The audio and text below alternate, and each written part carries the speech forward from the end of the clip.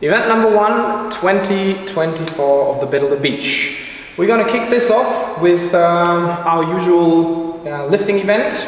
You're going to do an interval workout. We have 2 intervals per person. We're going to perform the workout as an I go, you go. You have 2 minutes to complete your task and 30 seconds of rest.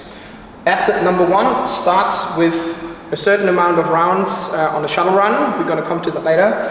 And in the remaining time of the 2-minute gap, you're going to do as many shoulder to overhead or jerks as you can do with weight number 1. Once the 2-minute time cap comes, you have 30 seconds to adjust the weight and to change the partner. And then at the 2:30 mark, the second person starts with the same amount of shuttle runs, heavier weight on the jerks, do as many reps as possible until the 2 minutes are done again. We're going to have another 30-second interval. We're going to continue that pattern for round number 3 with less shuttle runs and heavier weight, and round number 4 with also less shuttle runs and weight number 4.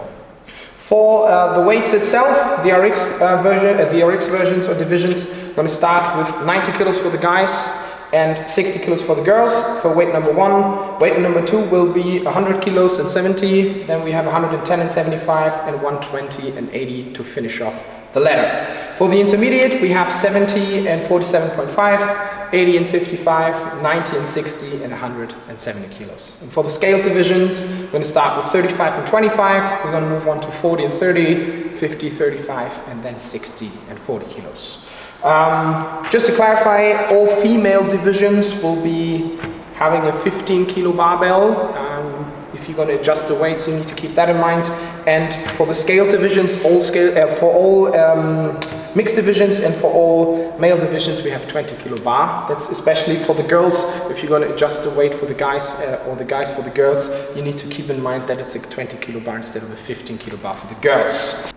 For the flow itself, all team members will be heading to the jerk blocks, and then once you have your jerk block, we're gonna start with the clock. Everyone will be touching the outside of the jerk box, and at the 3, 2, 1, you're gonna start running 1, 2, maybe even 3 or 4 laps. As soon as you finish your laps, you're gonna approach your jerk blocks, and you have to face the opposite ways. So everyone has the same distance to travel to get to the jerk box, and then you're going to start with your jerks. Once you've done all the jerks, you have all the weights to the left and right, and you can adjust in 30-second time frame, or you can also keep on adjusting the weight while partner number 2 will start with the second round.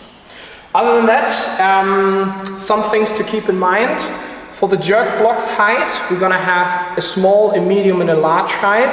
And as soon as the team approaches the floor, you need to call to your judge and the guys who build the jerk blocks which height you want to have. And you're going to stick to the same height for both of you. So we cannot change within the 30 seconds, so you need to make a sacrifice there.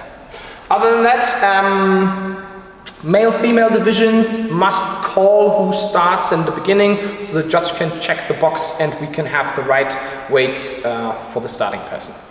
And the last rep of each interval, if you're going to finish your last jerk, you must drop to the jerk blocks. If you drop somewhere else, it's going to be a no rep, even though you might stood up the rep. Yeah. For the standards, any kind of shoulder to overhead is permitted. So you can do a push press, you can do a push jerk, or even a split jerk. If you move into a push jerk or a split jerk, make sure to lock up your knees and stand completely tall, just like in any shoulder to overhead motion. I don't think we have to cover the standards too much, but even though it says jerks here, you can do any style of shoulder to overhead.